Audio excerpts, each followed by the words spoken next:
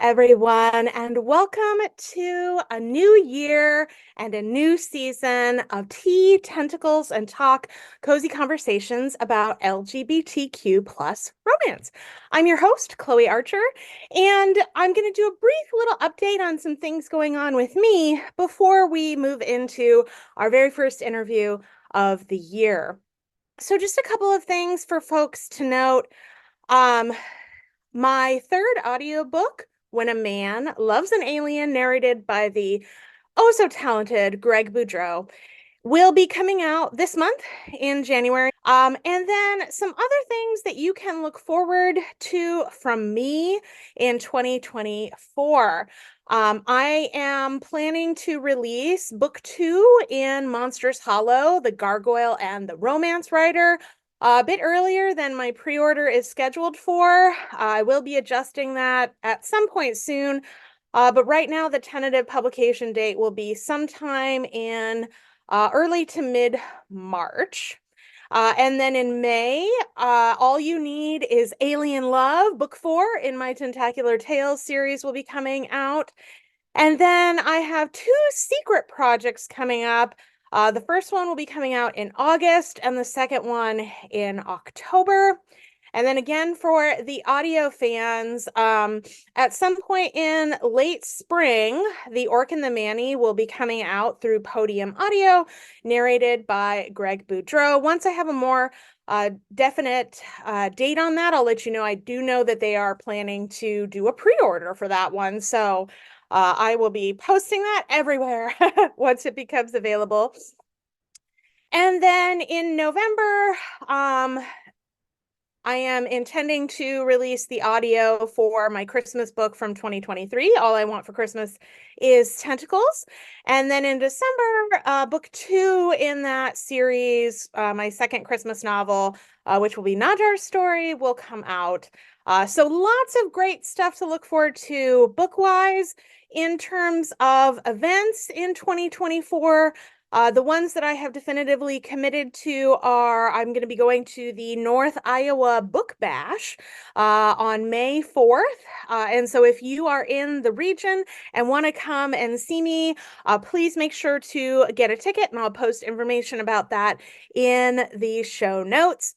And then I will also be on the Rainbow Readers Cruise in August. It's my very first cruise, never done a cruise before. So I'm looking forward to kind of having that experience and just getting to hang out with all kinds of cool readers and other authors and have a fantastic time. So those are just some of the things to let you know about. And the lineup for my guests for 2024, I already have booked out through July, is posted in the Facebook group for Tea, Tentacles, and Talk. So if you're not already a member of that, I certainly encourage you to join it, but I'll also post it here for you to get an idea of what you can look forward to coming from this show in 2024. Welcome to a fabulous year. Let's make 2024 amazing, and on to the interview. Hello, everyone, and welcome back to another episode of Tea, Tentacles, and Talk, cozy conversations about LGBTQ plus romance. Welcome to 2024, and my very first guest of the season, Piper Scott. We're so excited to have her here today, and I'm going to go ahead and read Piper's bio.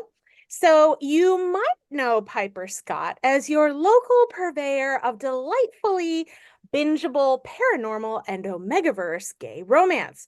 Or maybe you know her as her USA Today best-selling alter ego, contemporary gay romance author Emma Alcott. Maybe you know her as both.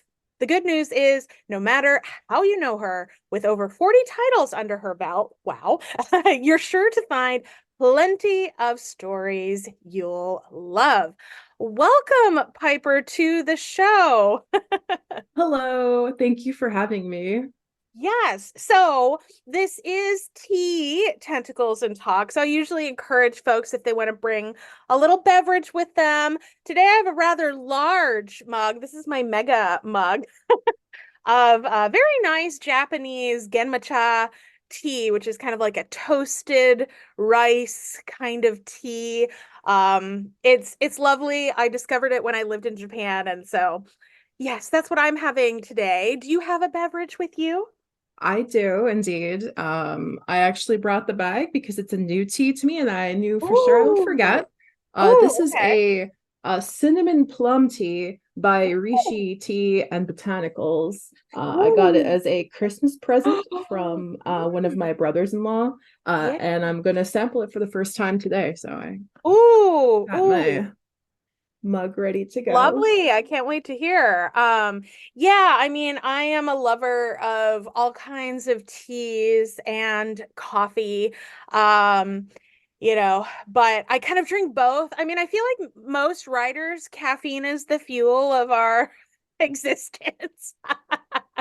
I So, I get that impression. I'm an oddball in that I oh, don't drink coffee at all. oh wow. It doesn't appeal to me, and I Mm. mostly drink non decaffeinated teas. Oh, So herbal and yeah. Oh, yeah, wow. I mean Okay. I do occasionally, have a good black tea or a green tea, but for Yeah. the most part, I don't know. I'm just like caffeine tends to make me a little anxious, I found.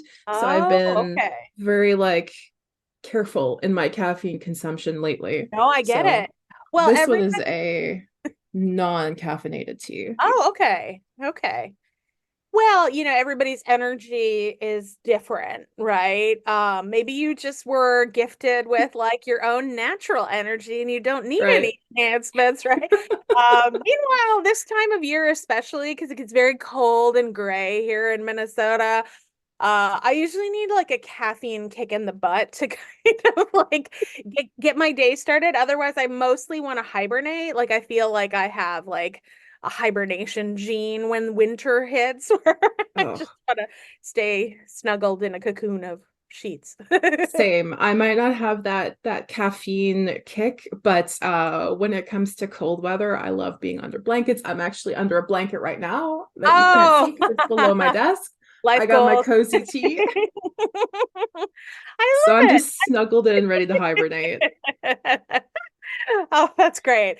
Yeah, I mean, this is kind of one of the fun things I think that, writers, we can kind of just like get in our cozy gear, get a blanket, get some slippers, get some tea or coffee, and just kind of cozy up in front of a computer, on a couch, at a desk, wherever we want. Well, I have so many things I hope we can talk about today, but let's maybe sort of start off a little bit and kind of how you got to this point. 40 books, like that's pretty amazing. Sort of, how did you, what was your writing journey? Like, where did it all start and how did you get to kind of where you are today? I know it varies often from writer to writer.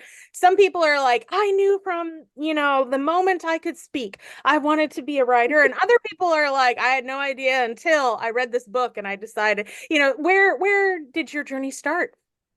So my journey started pretty young. I began reading at an advanced level pretty early Mm, on. So yeah. around like 11 to 12 years old, I started reading like high fantasy novels. Oh I my actually have God. a I actually have a stack of them I brought back home. It's Oh, off nice. screen, but behind me there's a stack of paperbacks from when I was a child that I have to find space for on my bookshelf.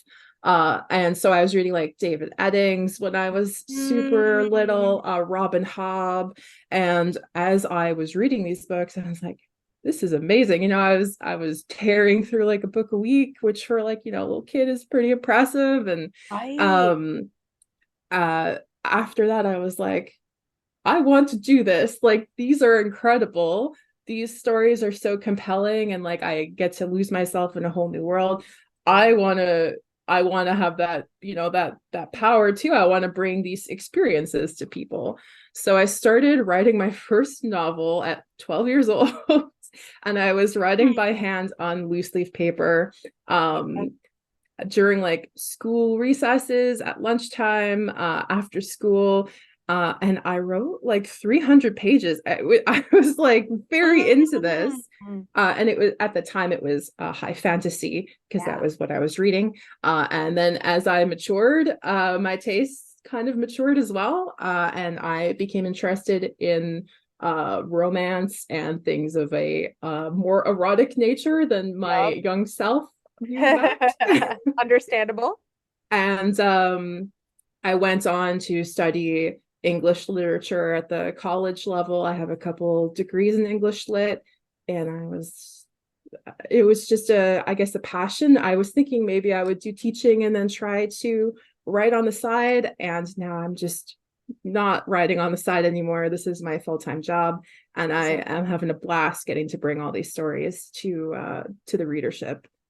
That's amazing. I have to say, like, we would have probably been best friends as children because I have a very similar story that I was reading at an advanced level, like early. And I didn't actually like a lot of the books for my age range. I thought they were Yes. kind of too simple and childish. And so like, my peers, we would have in my fourth grade class, we would have this hour of reading time every day, right? Which was like my favorite part of school. And my peers would be reading like babysitter club books and like these little tiny, and I had this massive like 900-page high fantasy novel, right? And I had liked reading, but I hadn't loved it until I found high fantasy. Yes. And I was very fortunate because my dad he believed in education and reading, and like in anytime we'd go to a bookstore, he would always he would guarantee, I will buy you one book. One book of your choice. You can pick whatever you want. And I remember stumbling across, how sometimes in bookstores back in the day, like, sometimes they'd have one book that'd be turned out so you can like see the front cover, right? Hmm. And instead of just the spine. And it was Terry Brooks's The Sword of Shannara, right? And like I Oh. didn't know like that this was kind of an old book at this point when I was like plucking it off the shelf. But like it had like a sword on the cover and like stuff that looked really interesting. I was like, what is this? And so I was like, I read the back of it and I was like, this sounds interesting. And I was not intimidated by the size. So, my dad bought it for me, and like that was the start of the obsession. And that's also what made me want to write too, was high fantasy. So now the irony is like, and I did write, I have like all kinds of like old notebooks of like written longhand stuff from childhood attempts to author things, right? But like I do have plans at some point in writing a high fantasy. Do you, based on your experience?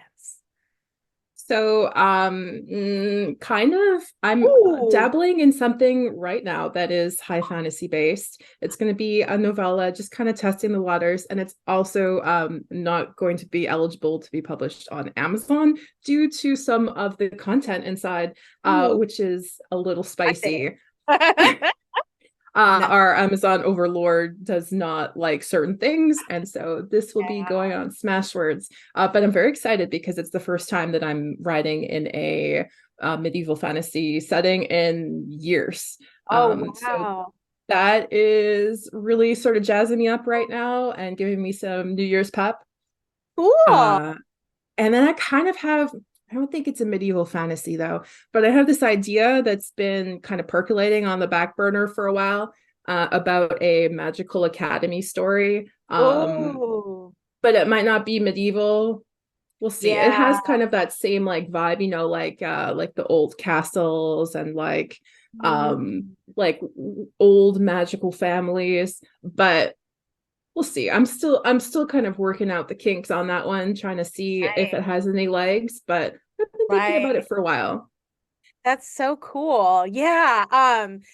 Yeah, I know a lot of people actually who really got their feet wet as readers and lovers of fiction in fantasy. And I do want to go back to it. And I think, in MM, there is not enough high Hmm. fantasy.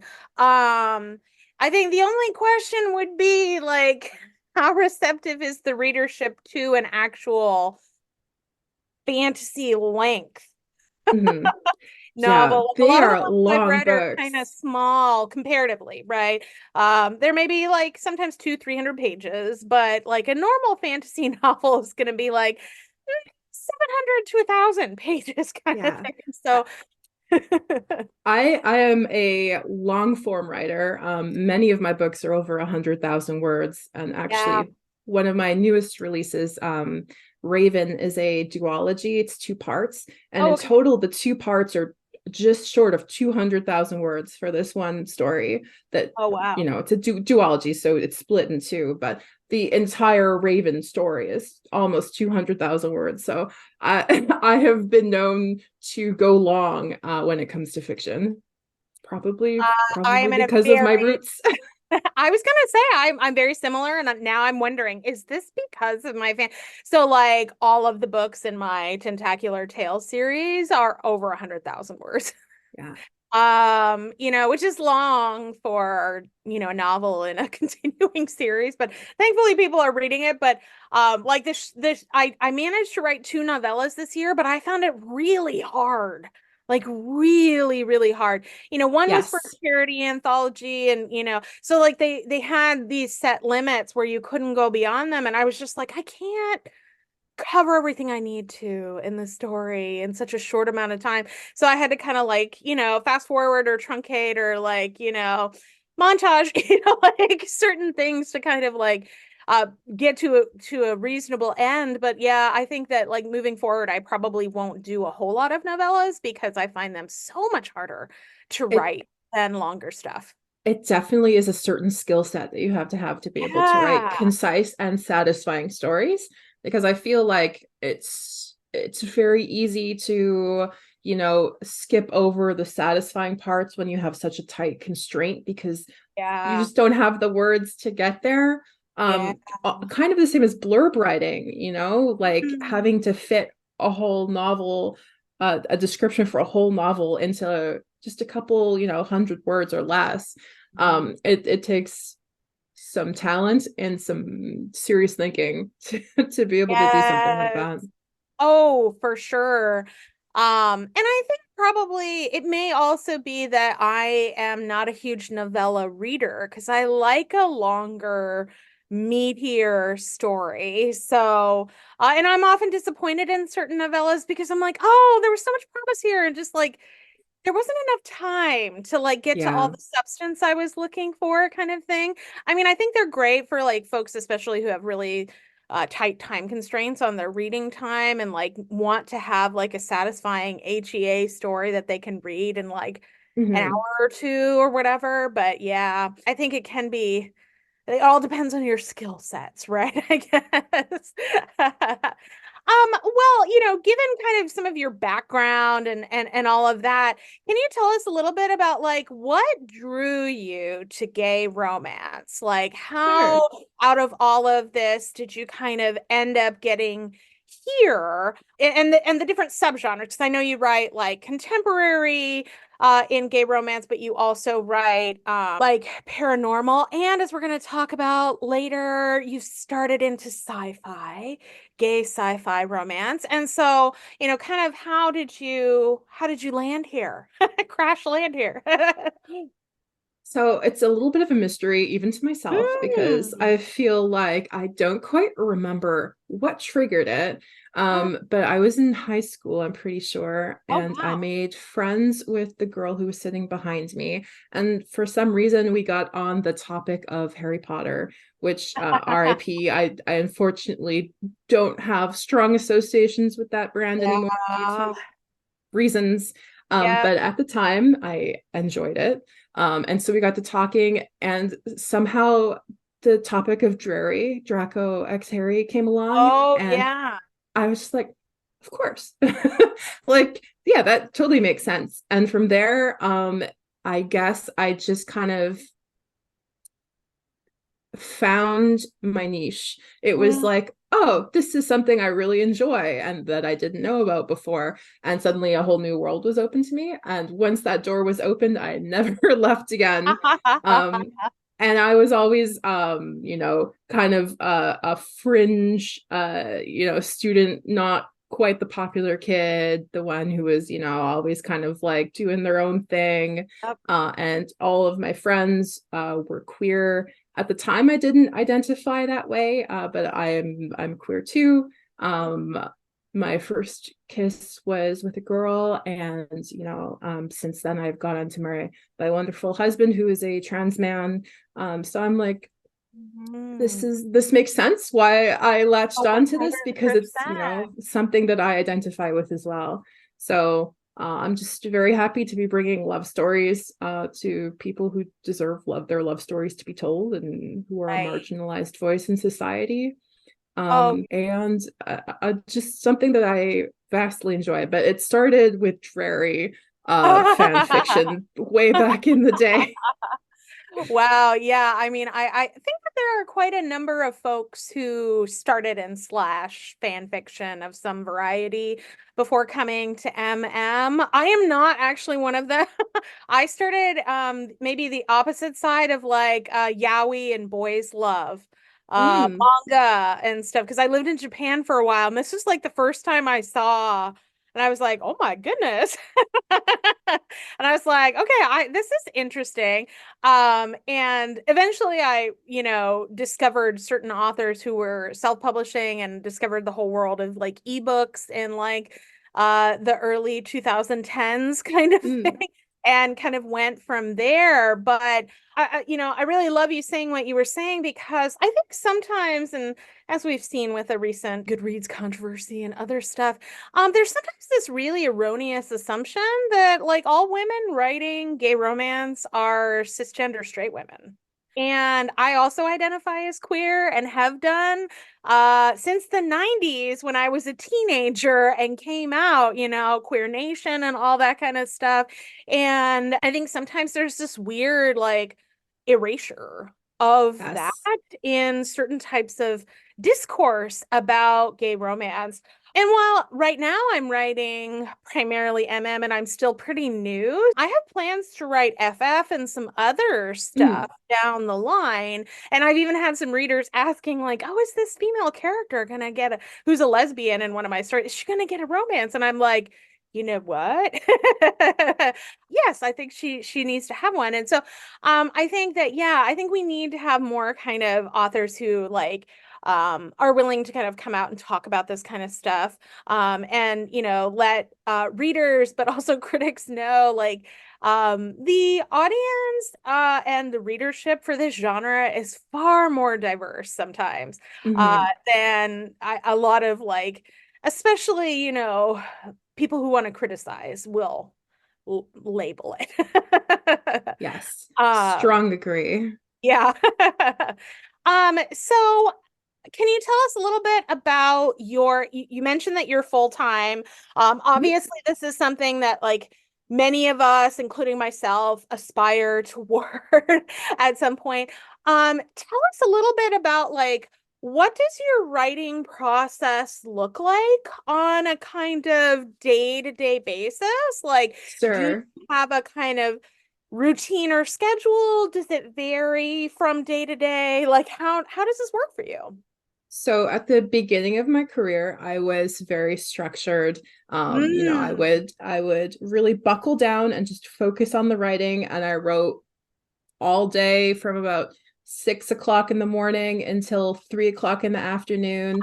Oh, And then I would leave my keyboard and go do house chores and like enjoy the rest of my day. And that was kind of how it went for a couple years. yeah. Um, and then I burned out, and it's kind of been a struggle finding like some sense of routine or what's working for me with who I am now as a professional versus who I was when I had like so much energy, and the words were flowing great.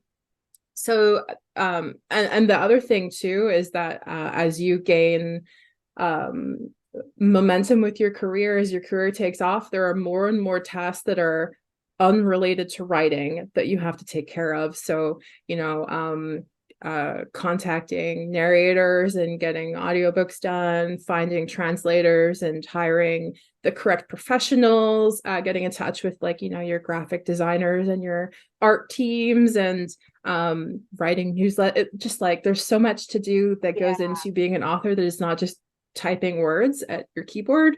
Yeah. And so I've been struggling a little bit lately Mm, finding the right balance between all those administrative tasks and actually writing words, which is what I would love to do. yeah. And sometimes I feel like there's not enough hours in the day to get everything done. Um, Right. so these days, it's kind of like I will take care of any emails that I got overnight in the morning. So the cover artist I'm working right now, she lives in Italy. So we have a bit of a time gap. So usually she'll have an email waiting for me in the morning when I get up. And then I'll take care of like whatever little thing. And then I'll try to jump into the writing project that I'm working on. Um, Unless there's something else that needs to be taken care of, I send one email a month. So, if it's the end of the month, I might be busy writing that or anything else. But it's a little bit more laid back than it used to be at the start of my career, when I was like, all right, we're writing 10,000 words today.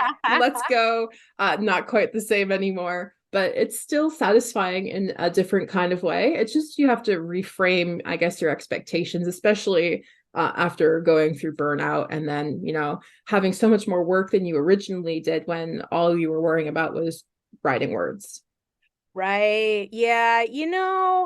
I'm definitely not at that point, but even just where I'm at, a year and a half in, yeah, the amount of stuff like maintaining the newsletter, doing Yes. like I'm not doing paid advertisements, but like I do promo posts in groups and all of that kind of stuff, and like coordinating an ARC team and like all of the things, right? And I have learned to, and thankfully I can afford to farm certain things out to a P.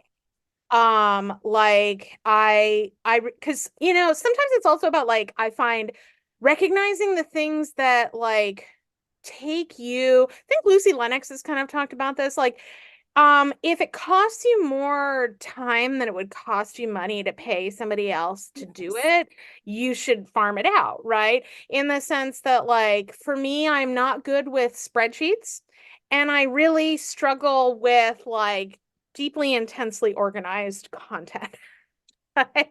This is why looking at a spreadsheet terrifies me. Um, so like if I can, doing something like managing all of the people on an ARC team and their emails and they're like, I'm like, oh no, this is just gonna Yes. like stress me out too much and I'll struggle, and like farming it out to a PA was worth every penny, right? Like I had a similar thing recently where I'm having to have my website changed for a whole Mm. host of reasons, and like I can't afford to hire like a super expensive professional web designer, and I wanted to use like more of like a WYSIWYG editor so that I can do my own updates, but like they create Yes. the foundation for me, right? Because that's more cost effective. And like honestly, I have too many updates that I need to put in regularly. I don't want to pay every time, right? And so I found a great PA who's working on that for me. And originally I thought, I looked at some options and I'm like, I have done a site before in a different context using a WYSIWYG editor, but I'm like, the amount of time it would Mm-hmm. take me to do this is not worth it.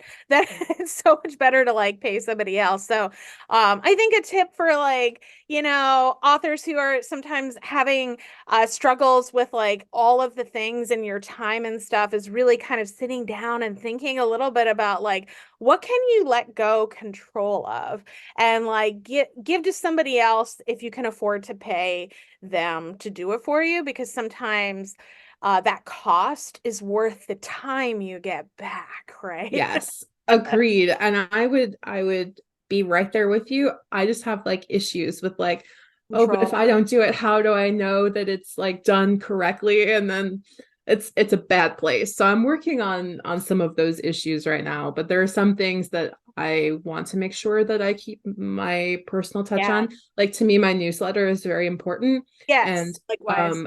I would not want to have someone else write that for me because I feel that is the best way to get in touch with my audience, and I want to make sure that it's always coming from me. But Right. things like posting promotion and um I do have a PA who is sort of handling some of my translations for me, which is great. Oh, nice. But yeah, I'm just so it's like little bits and pieces. I'm like, okay, okay, I think I can pass this off, but Right. definitely finding the things that you absolutely do not want to let go of, and then the things that you can. Oh Um, yeah. very essential as amp up your career. 100%. Yeah, 100%.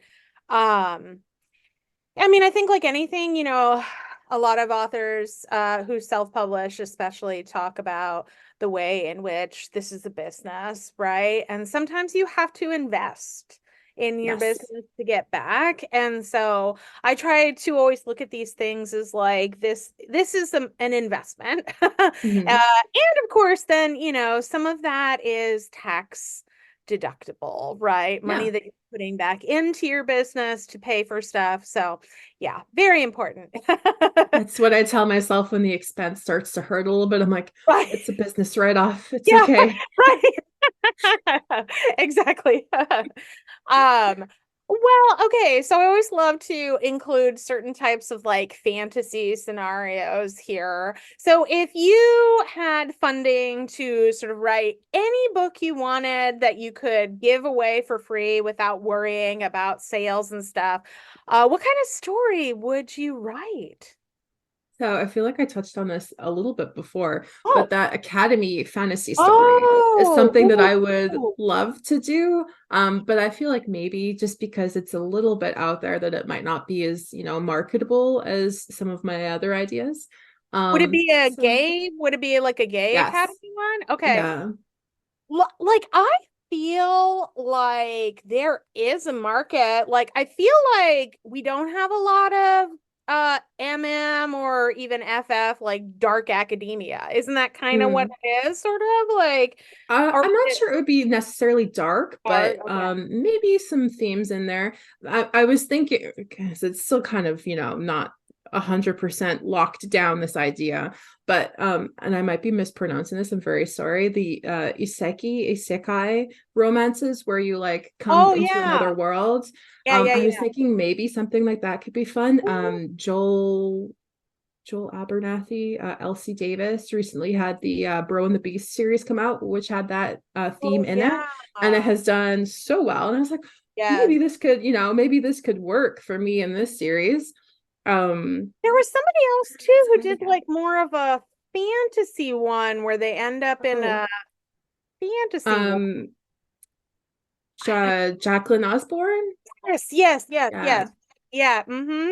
So I mean, I think there's a market for that. I mean, like I'm often kind of like peeking in the MM book recs group and stuff and seeing like what are people asking for, right? And I did see the other day like somebody asking for like is there an MM kind of like uh what is that Sarah J. Maas series? The Court of oh, the something? Court of oh, why can't I remember it now? I don't know. Something in I haven't Roses, read Thorns, it, but isn't Gold. isn't that an academia one? I haven't read it. I am not sure, and my editor is very angry at me right now because she loves it so much, and she's like, "You should read this," and I have, Oh my God. I have not. I think it's like some kind of academia one, Mm, like a school, a magical school or something like that. Anyway, so I mean, I feel like there is a market there for. So yeah, that would be cool. I mean, we all have projects like we'd love to do that we're like, I have no idea if this will sell. Of course, for me, like, I will often just do it anyway.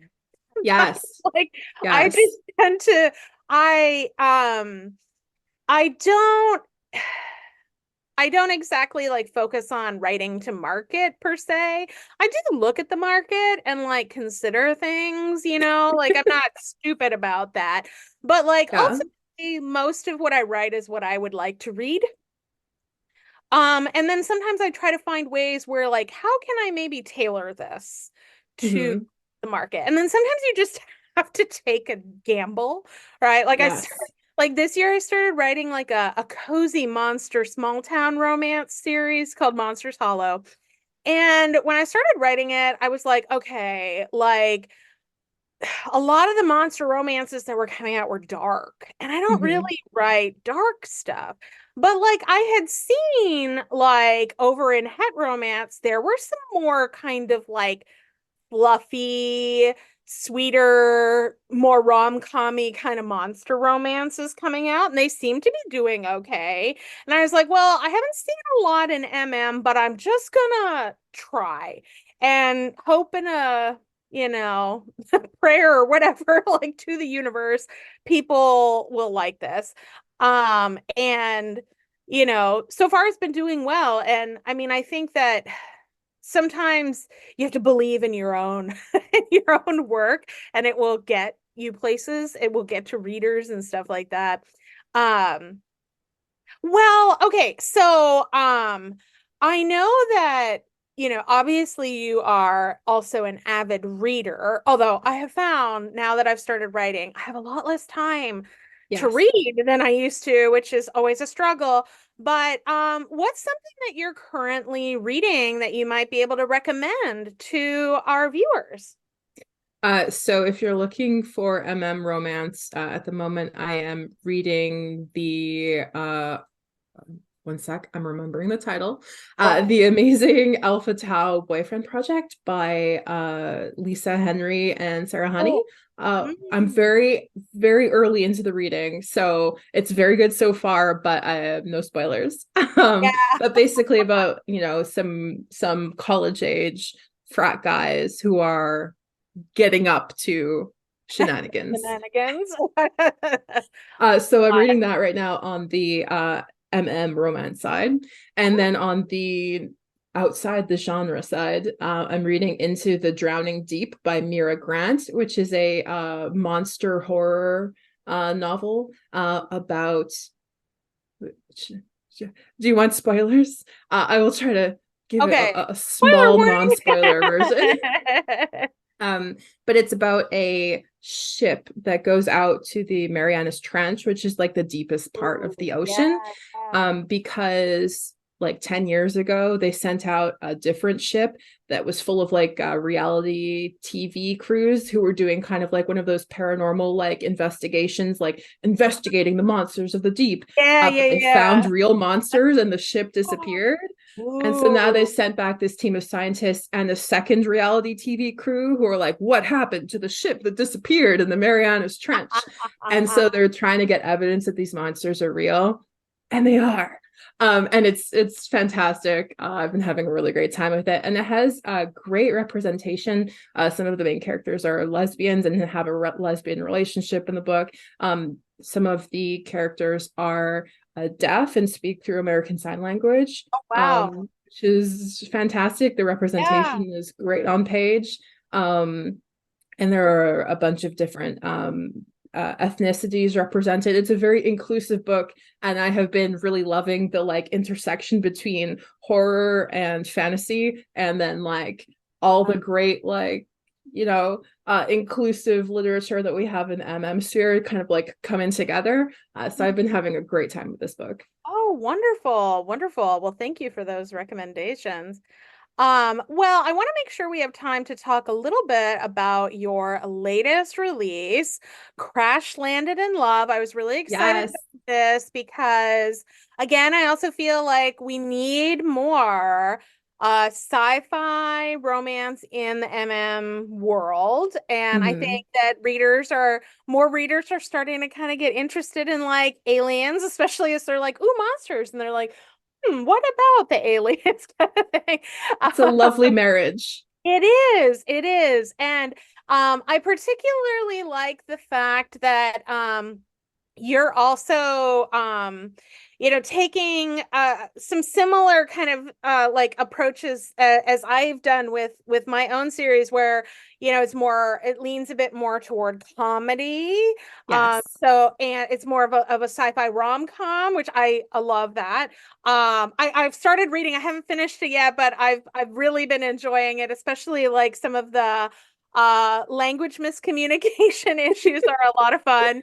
um but also like the fact that it is set on Earth, right? Where I think Mm-hmm. a lot of sci-fi, and I like these stories too, where they're futuristic, they're in outer space or on another planet or, whatever. And those can be really fun too, but like I also like the idea of like aliens among us and like, I was kind of inspired a little bit by like sort of like Men in Black meets the Princess Bride kind of thing when I started writing my series. Can you tell us a little bit about kind of what inspired you to write Crash Landed in Love?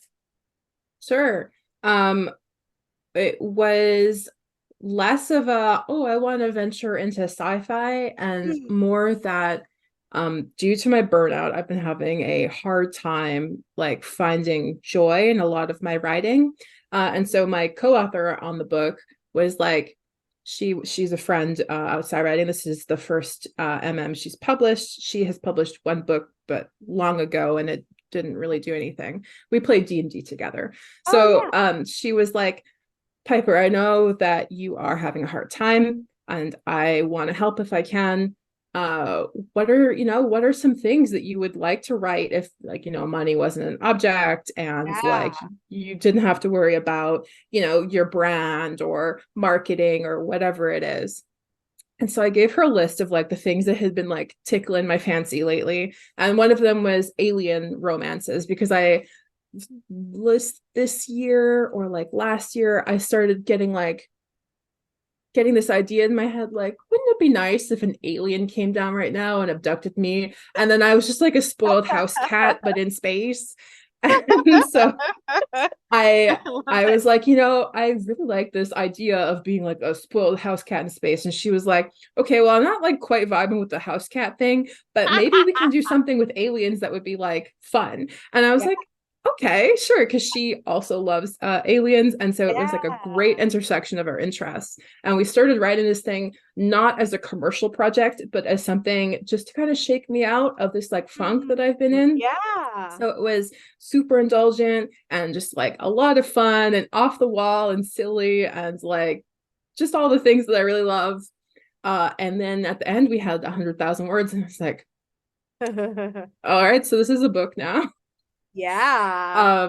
And so I guess the reason what my goals were for this book was just to have fun, just to write something that came from my heart and that would help shake me out of the like Ah. 9 to 5, sit down and like dutifully type. This is just like a little spice in my day where I didn't have to worry about, marketing or anything like that. And so the goal ultimately was just like have fun and enjoy and do something crazy and see how it goes. And in that sense, I'm so happy. And I feel like it has achieved its goal because I had just the best time. Like I went through like 2 editing passes on it, and having like written the book too, you've read the book probably like 4 or 5 times total, and I was Yeah. still laughing at all the like just silly bits in it, which I feel is a sign that you have done something right. So Oh, 100%. Yeah. yeah. I mean, I think,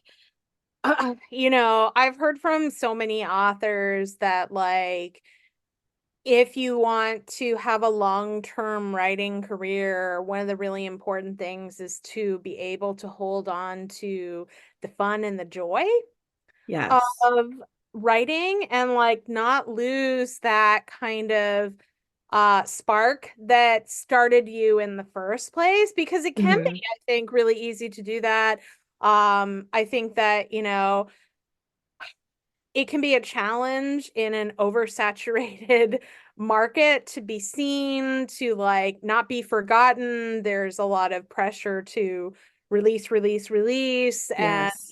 you get lots of people who are like, well, you should really tailor things exactly to what the market wants. And, I mean, there's lots of stuff, but I think, that holding on to the joy and doing the things that will let you hold on to the fun and the joy of the writing are Yes. like really important. And that's definitely something I've been trying to do a lot moving forward. And so I think I would love to have kind of like a future, maybe like round table session with a bunch of authors where we could kind of talk about folks who've been doing this for like a while, who can really talk a bit more about like what sustains them over 5, 10, 15, 20 years of working, Mhm. at this because I'm sure they've got even more amazing advice we could all learn from. I'm always Agreed. happy to learn from and be mentored by people who have a lot more experience and yeah. Um, okay, so for purely selfish reasons, I want to know, will there be any more books in this crash landed universe? Yes, you'll be happy to know.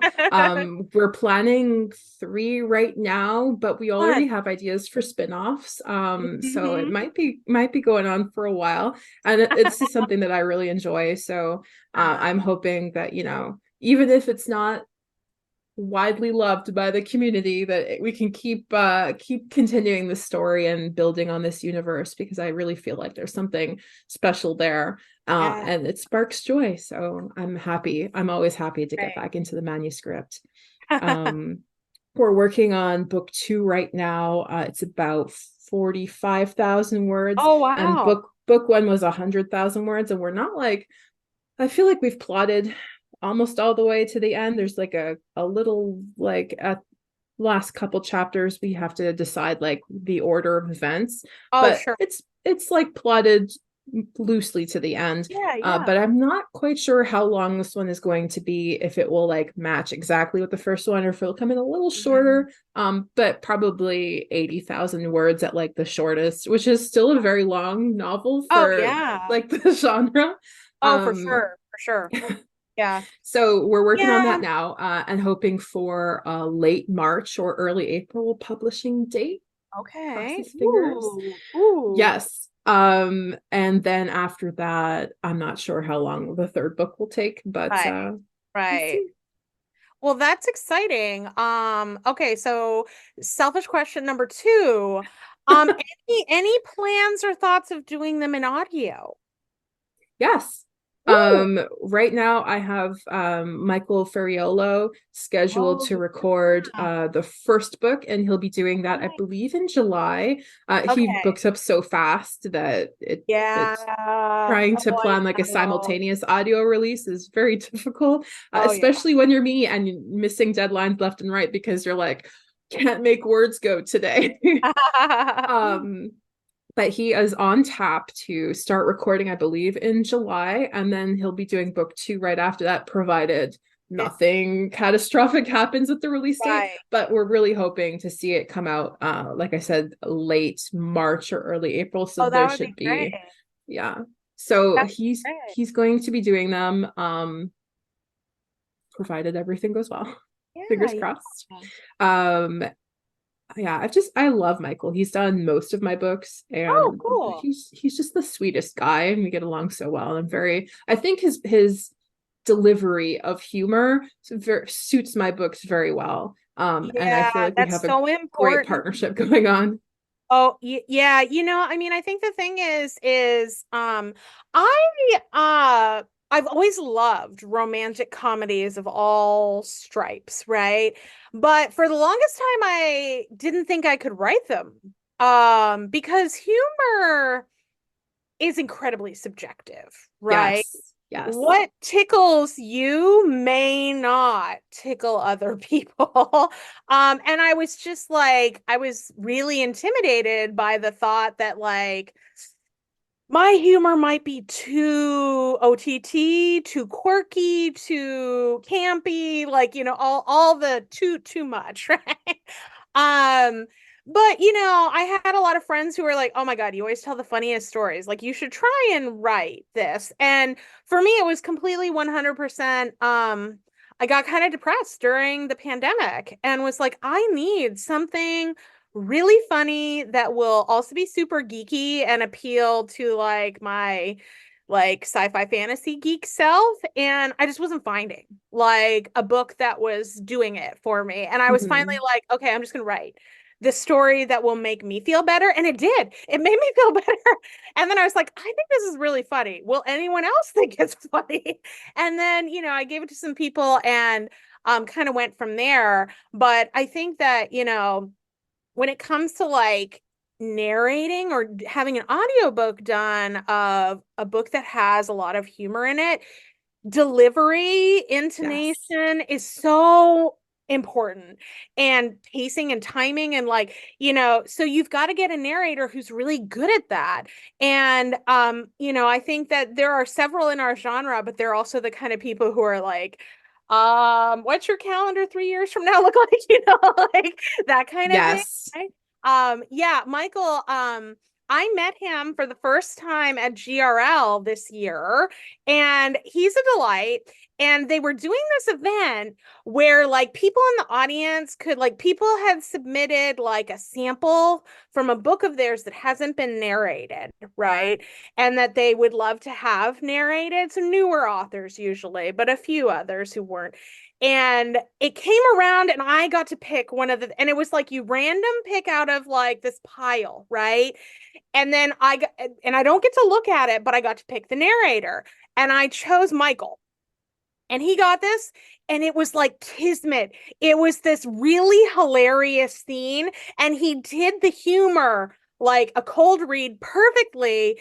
And then the more even amazing thing that happened was like he and the author talked afterwards, and they've signed a contract for him to narrate the whole book, right? And so like I ran into him later and I was like, "Hey, I don't know if you remember me, but I was just like, I ended up picking that excerpt that you read, and it was like so perfect. It was like, mwah, chef's kiss. Like, you were fantastic." And he was so gracious about it. And he was also like, "Hey, if you ever need me to narrate anything, get in touch." And I was like, "Ooh, I just might." Like I've been working primarily with Greg Boudreau slash Mm, Tremblay, and he's also really great with humor, but he also has a crazy schedule. And at some yes. point, I would love to try some other narrators for other projects, just to see what they can do. And so that's exciting. I know that listeners who are audiophiles in the audience will be really excited to hear about this, because audio is such a growing and I think important part Hmm. of our business. And I've been an audiophile personally for like years. I used to like check out books on tape and CD from the library back in the day in my youth, because you know long before Audible came along, I don't know if I'm the only like book lover who's like this, but there are certain things that one has to do as an adult that I do not enjoy and I find really boring, like cleaning, right? And so Hmm. I learned really early on, like, because I'd rather read a book than clean, but it was like, oh, well, I could get this book on CD and I could put it in my stereo and I could listen to it while I'm cleaning. And that's kind of like, how I went with it. Are you kind of an audiophile as well? Do you like listening to? I'm I have listened to quite a few audiobooks. I wouldn't say I'm an audiophile because I'm not, listening every day. I don't have like a current audiobook going. I'm actually listening to the Distractable podcast right now, Oh, which is it's a humor podcast, like just yeah. kind of like some guys talking about random stuff. But it's very funny and I enjoy it. But like I don't have an active audiobook going right Yeah. now. I think Okay. I have like a couple hundred titles though, like in my audio library. Yeah, So I that's like pretty decent. collecting them, definitely. Yeah. And like you said, my favorite time to listen is when I'm doing chores Yep. or when I'm playing like strategy video games, which sounds weird, but like Wow. turn-based strategy video games, I'm like, put on a book. Let's go. Oh, Um, wow. I couldn't do that. I will block out audio. Like if I'm trying to concentrate on something else, I mm, have a weirdly uncanny ability to like block out audio. I yeah. usually joke that it's partly because I'm the oldest of six children. And like when you have a lot, and I've got like three brothers and two sisters, and when you've got a lot of people in a space, they make a lot of noise. And sometimes Yes. to like be able to learn, like concentrate on my book, concentrate on whatever, I can block out peripheral sound really easily. So unfortunately, I found like certain things that want me to mentally concentrate, I'll block out the audio. right? But if it's something I don't need to concentrate on, like washing the dishes, I can focus my mind on the audio. It's weird. Like, I mean, everybody's brain kind of works a little different on these things, but like I'll be sharing the purchase link in the show notes for everyone. I highly recommend Crash Landed in Love. I've been having a lot of fun reading it, and I'm super Thank excited for you. the audio. I'll be really interested to see how Michael does the alien, because some of the linguistic stuff, I was like, when I was reading it, I was thinking this is really well suited to an audio production. I think it'll be a lot of fun. Um, okay, so obviously writing is not the only thing that you do. So can you tell us a little bit about like what are some things that you like to do in your free time? Do you have any kind of other artistic pursuits or other hobbies apart from like reading and writing? Yeah, so video games, like I mentioned, Oh, yeah, yeah. I'm like very, very involved with Fall Guys, which is like a battle royale platforming, like skill based, like get Wow. to the finish line kind of like mini game. Like it's a series of mini games, and then one person wins it all at the end if you finish first. Wow. But I'm like I'm like very involved. I think I have like over 900 hours in this game, and I'm like I'm a little bit sweaty at it, as in like try hard. Um but I love Fall Guys. I also got the Super Mario RPG remake from like the old SNES version. They Yeah, remade it for the yeah. Switch, and I'm playing that again. I got it for Christmas, so it's still kind of a new thing for me. But that's proving to be lots of fun. And actually, the last couple days, about the last week or so, I've started playing a new co-op game. It's a survival horror game called Lethal Company, where you're the employee for this like it's like a sci-fi type scenario where there's like a company planet, and you have to like scavenge these dying moons for scrap that you bring back to sell to the company. Wow. But there are monsters like on these moons, and so you have to survive. And it's kind of scary and a lot of fun, and usually I'm a wimp, but for some reason I'm like really into this game. That's So cool. that has been great. And then artistically, I'm very into nail art. I got into it during the pandemic when I was like, I think I need another hobby other than just Right. writing. So I have a small collection of over 100 nail polishes. And I do like Wow. designs. Of course, I'm not wearing a design right now. I just have like black sparkle nails. But I Yeah. do like um both Like freehand bling and then or stamped patterns. oh wow. I can share some pictures. Maybe they will come up Yeah. around now. Very But cool. I've gotten quite involved in the kind of indie nail art and the indie nail polish world, and I'm trying to be so good and not buy new polishes, because you think that with over 100 polishes you have enough, but Do not you really. ever?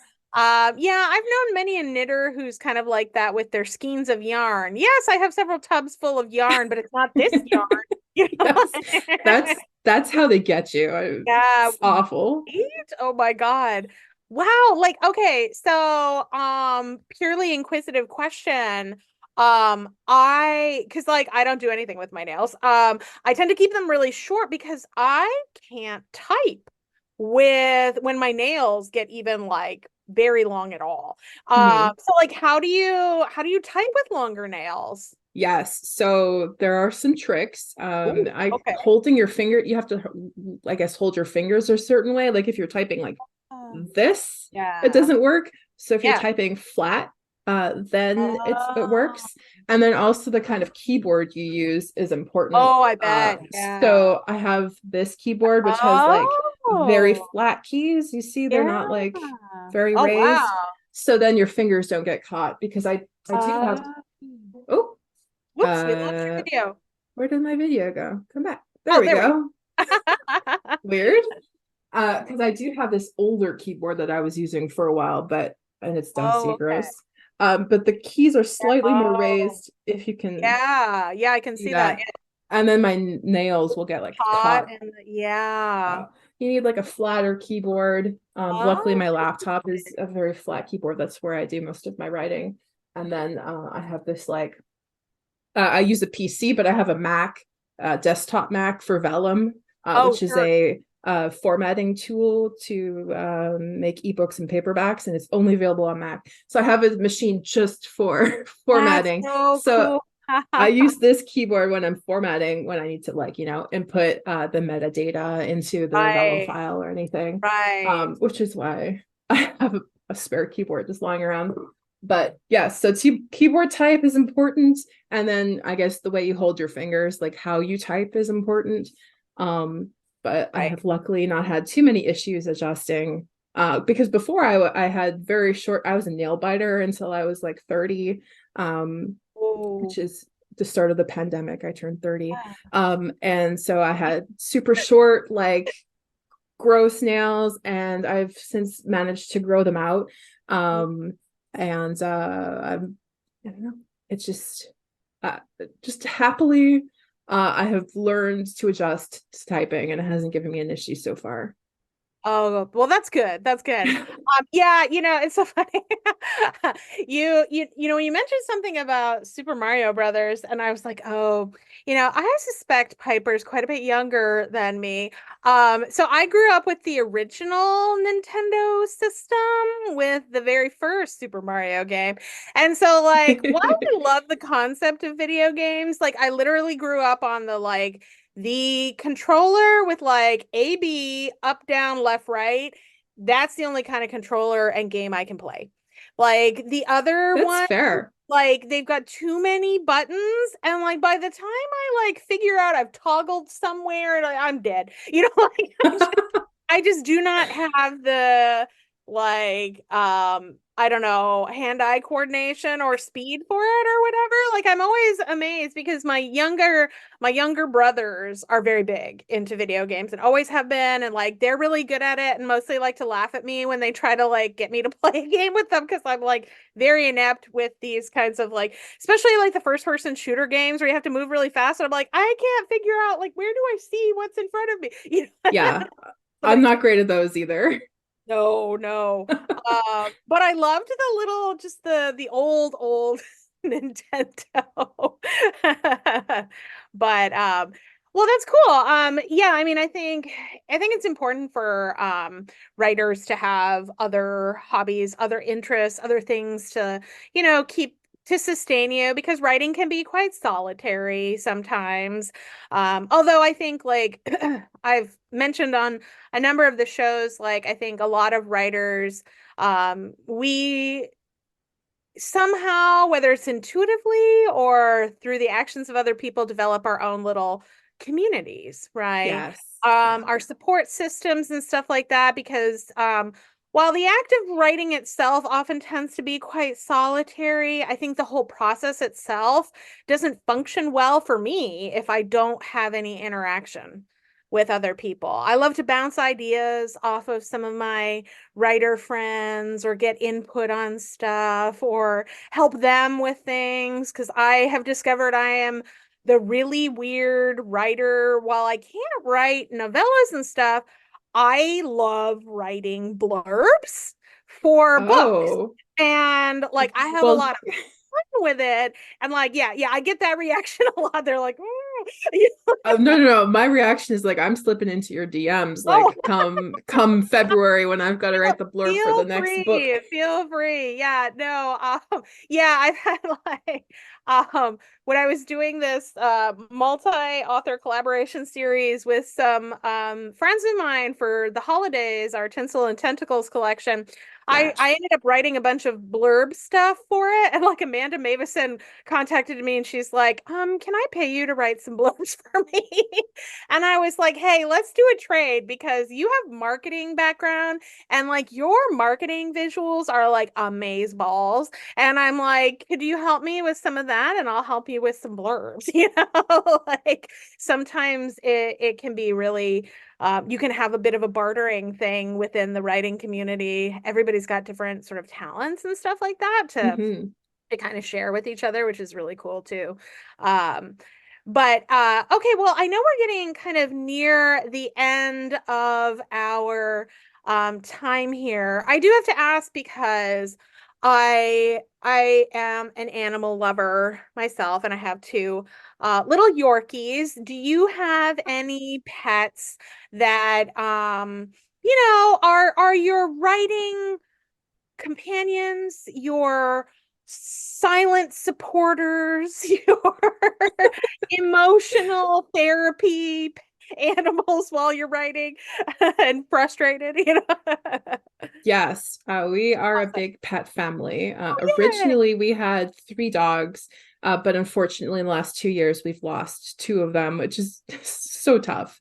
So we're down to one dog. Her name is Kiwi, and she is an Australian Shepherd mix. She was a stray, so we're Oh, not sure like pretty. exactly what she is, but Yeah. she's definitely Australian Shepherd something. Oh, So she's a cute little fluff ball, like 30 pounds, just so full of love and energy. Even though she's a senior dog now, she's still like, yeah, let's go. Let's do all the because they're things. work dogs, aren't they? Like the Yeah, they're Australian Shepherd. herding. Yeah. Yeah. Yeah. She loves Oh, herding children. yes. I was gonna say the D. Herding, not hurting. Yeah, yeah. Herding. Herding um, with a D. Like sheep. there's some little girls who live across the street, and when they're out playing on the yard and we're in our yard, she's like, gotta go get those girls. Aw. She's like, oh, I can wrangle them. Don't worry, mom. I got this. So she's adorable. And just the friendliest dog you'll ever meet. So sweet and so soft and loving. And then in addition to her, we have a cat. She's a tortie, like a black tortie cat. Yeah. Her name is Derelict, but we call her Boots most of the time. And I was gonna say, was she, this a Zoolander choice? Derelict. yes, yes, you're like the only person to like get that. I'm so excited. Best I friends. am a big Okay. nerd. She was a stray as well, which is like Aw. kind of the motivation behind the derelict, which is like the fashion of Right. like the homeless, because she was homeless and now she's our Aw. little cat. Aw. And I'm actually a little surprised she has not made an appearance, because when she hears me talking to other people, she will often come and just like Oh, walk back and forth in front yes. of my camera. Sachet. Yeah, like a model on the catwalk. I love it. But I do have this. My friend made it for me for Christmas. It's one of those little lucky cats, and she painted it to look Oh, like yeah. my cat. So she hand Oh, painted this that's little amazing. figure. That is so cool. Oh, and it's adorable. Oh, I feel like that's the kind of thing you need to have on your writing desk where, like, anytime you're getting frustrated, just look at the lucky cat. Oh, Yes, yes. lucky So I've cat. had I've had Lucky her cat. sitting here for the last couple days. It's been very Love it. reassuring and positive. Yay. And then, because that's not enough, Oh my I God. also have an office rabbit. So he lives in my office with me. Uh, Wow. I'll move my webcam. Don't freak out. Be careful. You're gonna go on a little trip That's all across my right. office. Love So it. he is just he's hiding. He's black, so you can't, that little shadow Oh. there. Oh, I kind of see him by the trash can. Yeah. Yeah, Yes, yeah, he's between the trash can and that purple yeah. thing. Aw. So yeah, he's black, so unfortunately a little bit difficult to see when he's Yeah. under a desk, but he lives in my office, Oh. and he has free roam around the room, and Is he litter box just, trained? yeah, he's litter box trained. So he roams around, does his thing, comes up to see me every now and again, like pet his little bunny Aw. head. Uh, And My, Oliver, oh oh, go sorry, ahead. go ahead. No, no, go ahead.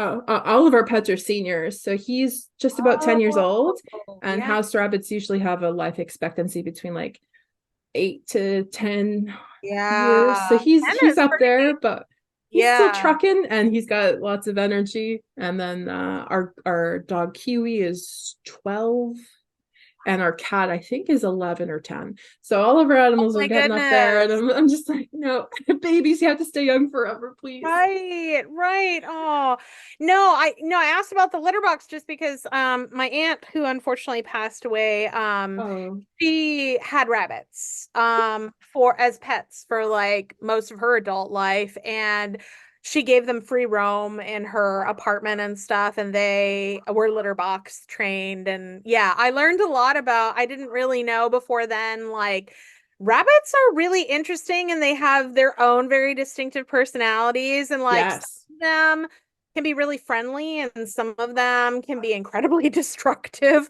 Like she had one that, I mean, I didn't know, but rabbits will eat like non-food. Like this rabbit would eat carpet, would eat Yep. upholstery on like furniture, and like yeah, did some real damage at my grandparents' house when she would bring the rabbit there. And like I just Oh, don't know how it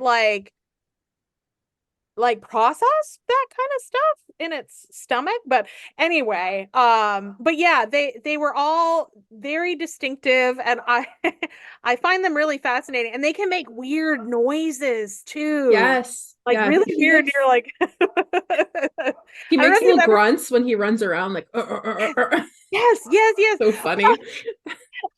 And like I don't know if you've ever seen this kind of semi-obscure like cult classic horror movie called Night of the Lepus, which is about like these giant Oh. killer rabbits. And like Oh. my aunt and I watched it, and like we kind of talked about like long ago, right?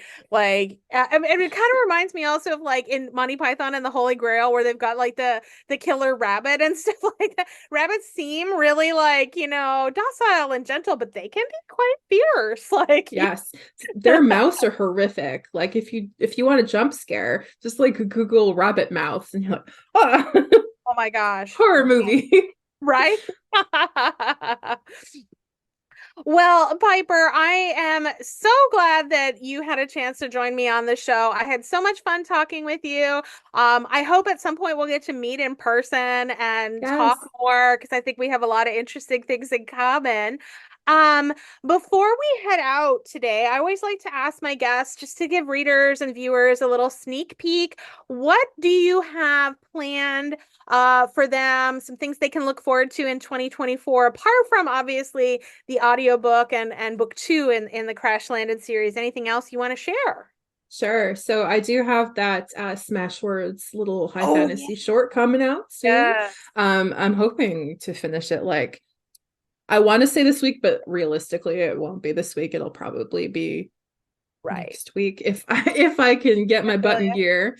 I'm also working on some new content for an old series of mine called the Single Dad Support Group. Oh, And yeah. yeah, and I've I'm very heard excited because it's of been a long time since I visited with the those. dads, and in Right. that kind of universe. So very excited to be writing that this year. It's a little bit on the back burner while I deal with the surprise high fantasy novella and getting the second Crash Landed book out.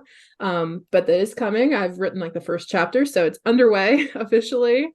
That's awesome. Um, and I'm also writing a solo book in the Forbidden Desire series, which is my Dragon Shifter series. Yeah. And that is going live on my Patreon. It'll be a Patreon exclusive. Oh, Um, okay. and my patrons were able to vote for which couple they wanted to see this book be about. And so it's going to feature Darwin, Julius, and a yet unnamed dragonette character. So it'll be an MMM set in the Forbidden All Desires grown world. up. Yeah. Yeah, yeah. Over on Patreon. So if you want, come on over. It's lots of fun. I post everything there early, and also there's some exclusive content, which is even better. So Nice. Okay, well, we'll put that link in the show notes as well. Awesome. Well, thank you so much for joining us and starting off the new year in 2024 with a bang. And thank you to all the viewers for tuning in, and I'll see you all next time. Bye. bye.